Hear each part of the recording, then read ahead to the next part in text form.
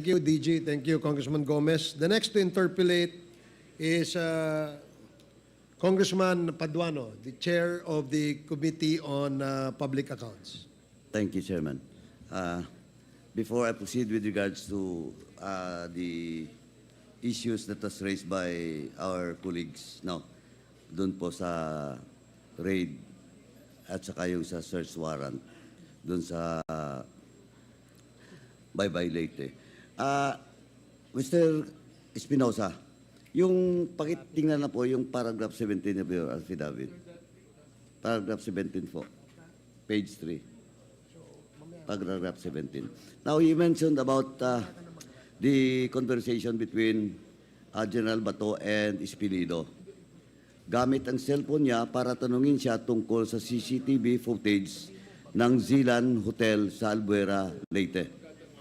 Do you have direct knowledge or any knowledge about this CCTV footage?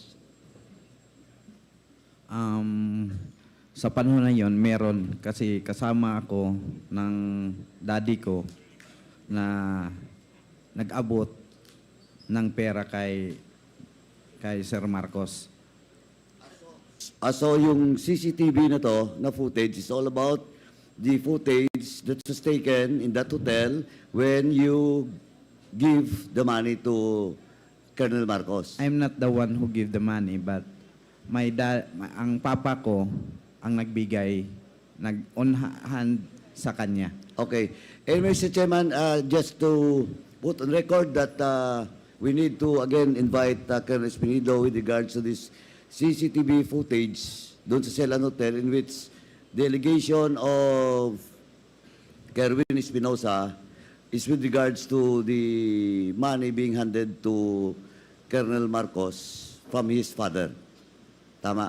Yes po, Okay. Mr. Chair. Okay, now, Mr. Chairman, can we request the COMSEC to invite in the next hearing Colonel Espinido? Kailangan niya pong sagutin to. Next. Comsec, can you take note of the request of Congressman Paduano to invite Colonel Espinido? Next, dun po sa page 3, paragraph 16 to 20. This is all about the conversation between you, between Bato de la Rosa and Espinido, and at the same time,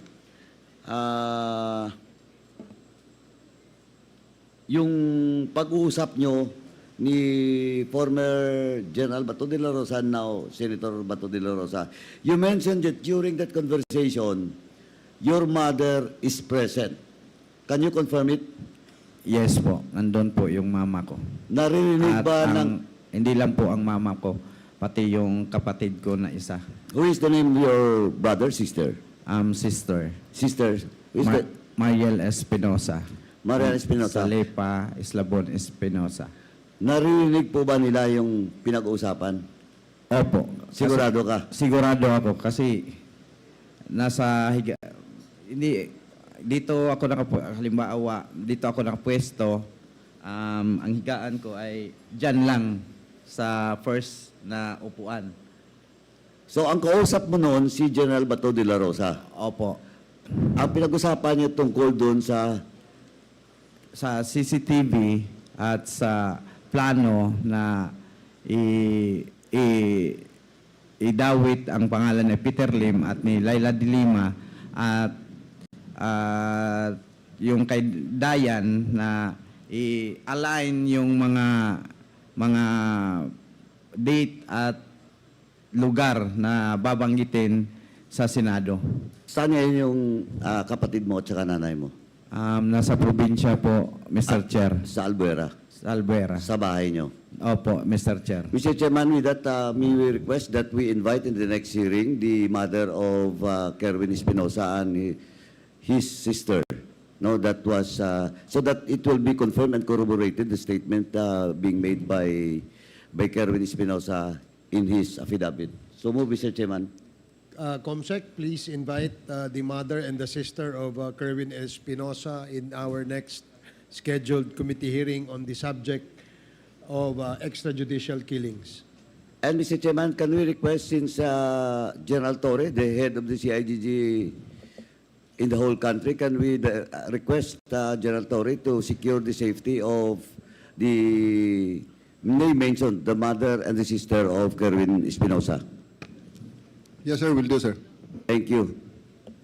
Now, Mr. Chairman, let me proceed with the next item with regards to the statements of Kerwin and the statement of Colonel Marcos.